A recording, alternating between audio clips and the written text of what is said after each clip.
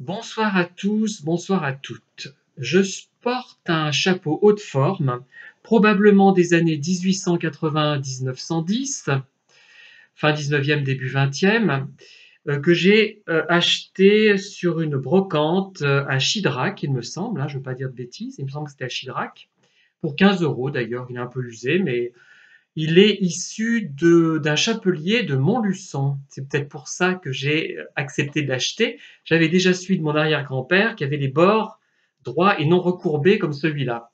Il est un peu petit pour moi, j'ai une grosse tête. Et justement, on va parler de ma tête, ma grosse tête, parce que je crois que je me sous-estime sur le plan des lectures et que j'ai sombré il y a quelques années dans la facilité, dans la lecture de livres insipides, et je ne parle pas simplement de ceux d'Agnès Martin-Lugan, hein, j'en ai lu que deux, mais de tous ces thrillers, de tous ces livres qui sont faits pour obtenir du succès. C'est-à-dire que beaucoup d'auteurs, contrairement à moi, s'efforcent d'atteindre le succès en écrivant de la merde. Je suis désolé, hein, c'est un mot grossier que je n'ai pas pour habitude de prononcer, mais c'est ça.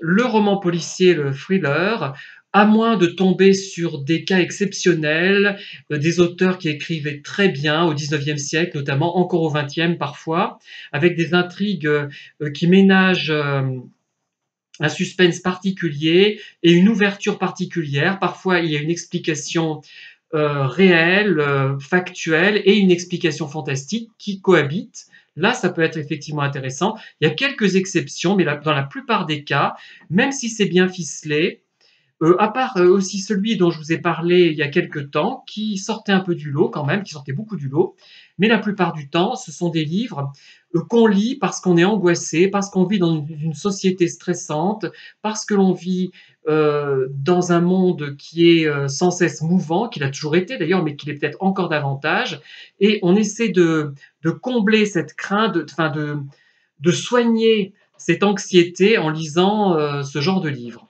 Bon, à la limite, je préfère les films d'horreur, genre le premier Scream. Je ne sais pas si vous l'avez vu. Celui-là m'a beaucoup plu et amusé. Et fait peur en même temps, mais surtout amusé. Donc, j'ai commencé à faire le tri dans mes livres. Il y a beaucoup d'entre eux que j'ai trouvés dans des boîtes à livres. Et voyez, déjà tout ça que je vais éliminer et remettre dans des boîtes à livres. Je ne vais pas les jeter comme ceux, par exemple, d'Agnès Martin-Lugan ou de Guillaume Musso, parce que ces livres ne sont pas aussi dangereux à mon sens.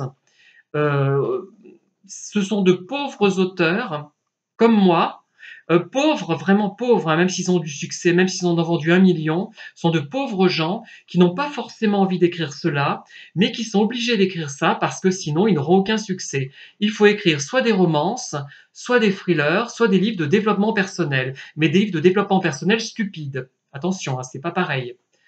Voilà, on est réduit à ça actuellement. Et moi, je n'ai pas cédé, donc je n'ai pas atteint le succès. D'autres ont cédé et ont souvent atteint un certain succès, même un gros succès. Alors, le roman policier, en plus le thriller, c'est comment dire, c'est un livre pour normaux pensants, pour moi.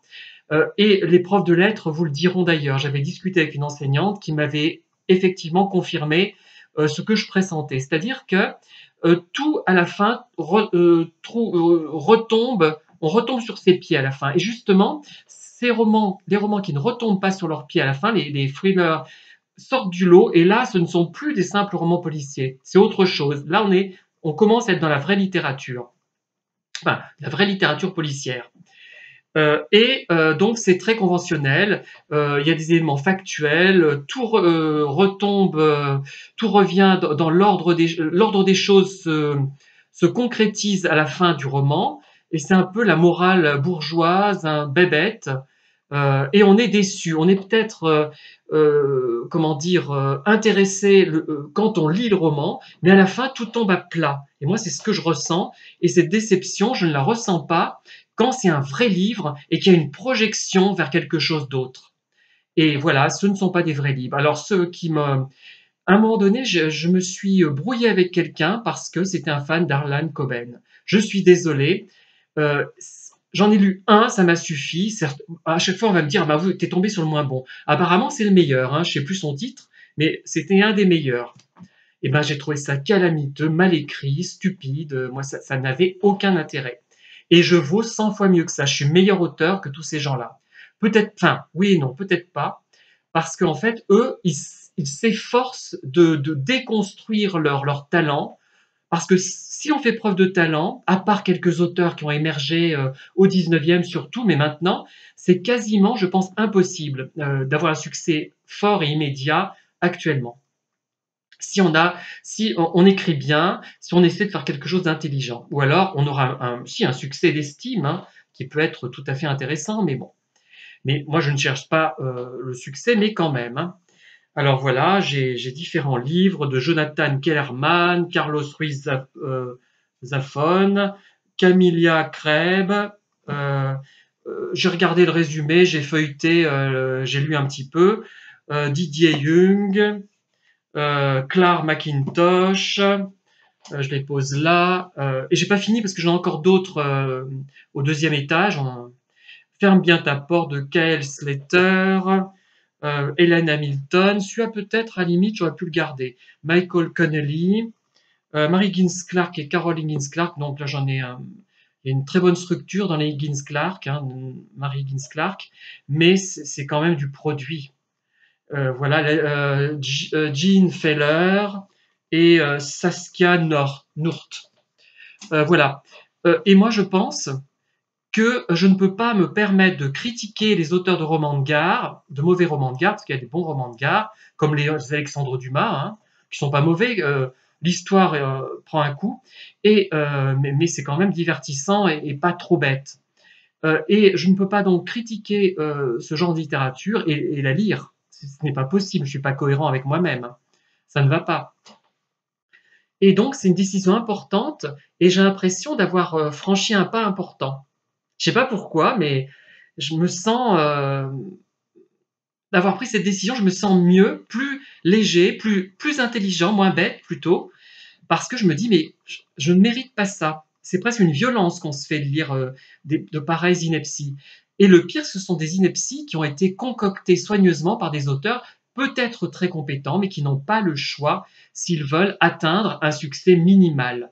On n'a quasiment pas le choix et je vais lire des livres plus ambitieux qui me laisseront, qui vont peut-être me lasser. Je veux dire, qu'est-ce que je m'ennuie dans ces pages, mais à la fin, je ne ressentirai pas cette sensation de vide que j'ai quand je lis des thrillers. Les policiers encore classiques, c'est moins vide. Globalement, parfois moins vide. On ne sent pas ce vide, mais ces thrillers, c'est devenu une catastrophe. Tout le monde en fait parce qu'on sait que c'est le seul moyen d'avoir du succès. Avec les romances maintenant, hein. Les romances ont pris le pas. Regardez à la Fnac par exemple. Hein. Il y a tout un rayon, mais c'est impressionnant, de livres classés dans la catégorie romance.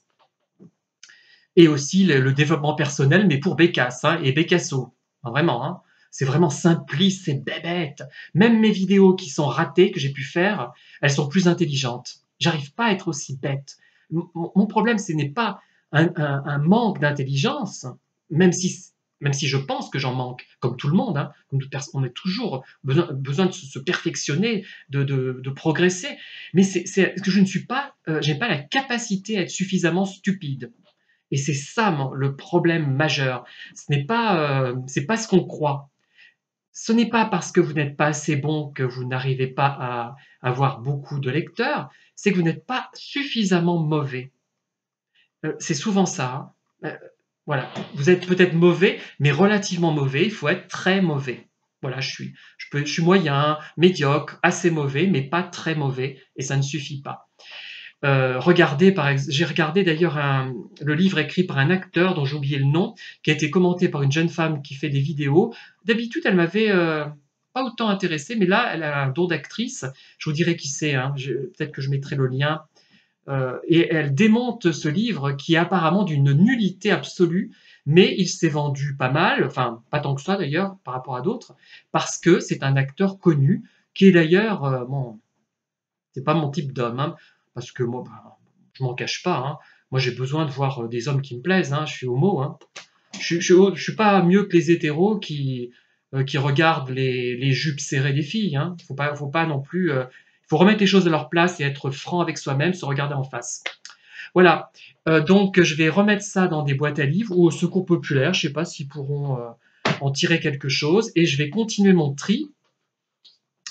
Voilà, tout ça. C'est dommage parce que moi je suis un peu...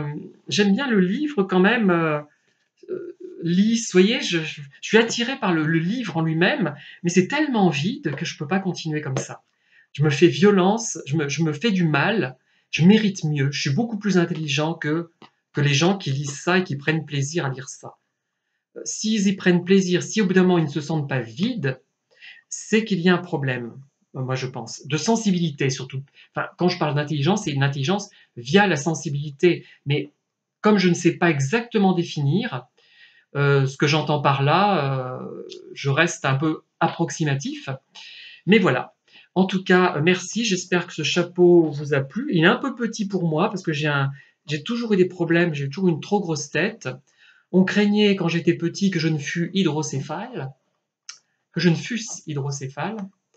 Pardon, oh là là, si je commence, voilà. Et je continue mes projets littéraires, je suis toujours dedans, hein, je ne baisse pas les bras, je ne me décourage pas, malgré l'insuccès parfois patent. J'ai enlevé d'ailleurs, il faudra que je fasse une autre vidéo, je vous le dis ici, mais je ferai une autre vidéo, j'ai enlevé mes livres de lulu.com, de la distribution globale, ça a augmenté les prix à outrance, ils ne se vendaient pas, ils se vendaient par contre en e-book, un petit peu en e-book, j'ai mis en e-book, je les ai laissés en e-book, et en page. Là oui, là ça marche un peu, mais enfin, même, à certains moments ça marchait même pas mal il y a quelques années, hein. Encore maintenant, il y a quand même des pages lues. Mais par contre, en livre papier, nul, enfin, ou quasiment. Il y a quelques ventes de temps en temps, mais c'est pas suffisant, c'est pas satisfaisant. Et là, donc, je ferai une petite pub, bon, qui marchera pas, peut-être pas, pour vous dire d'aller voir sur lulu.com si vous voulez acheter des livres, parce que j'ai vraiment baissé le prix, vu qu'il n'y a plus la distribution globale qui gonflait le prix à outrance, hein. C'est effrayant. Bon, il y a les frais de port, c'est ça le problème, mais c'est pas pire, hein. Voilà, merci de m'avoir écouté. À très bientôt.